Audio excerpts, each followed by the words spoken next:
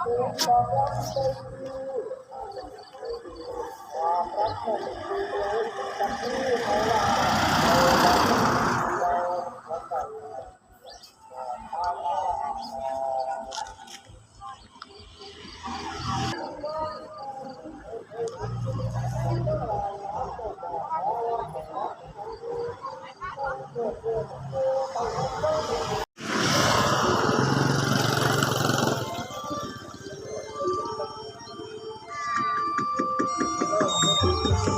ท่าแก่เฟอร์นิเจอร์เอ้ย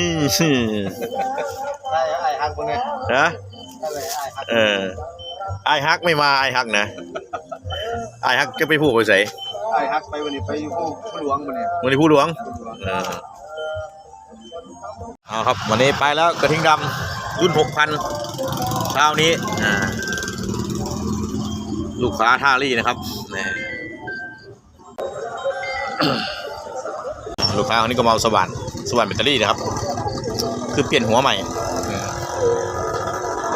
ลองได้เยอะใส่ทักใส่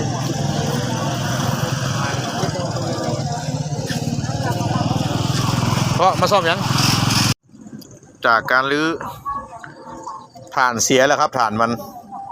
คุณพ่อถ่านกระเทียมอยู่เนี่ยก็เบิ่งถ่านได้ไหมเห็นบ่บิดเบี้ยวถ่านนะอย่าไปใจซึ่งนู้นมันเบิดรับเปลี่ยนเลยมันดูดเขาได้นะเมียดีเล็กกินกันแล้วดูดอยู่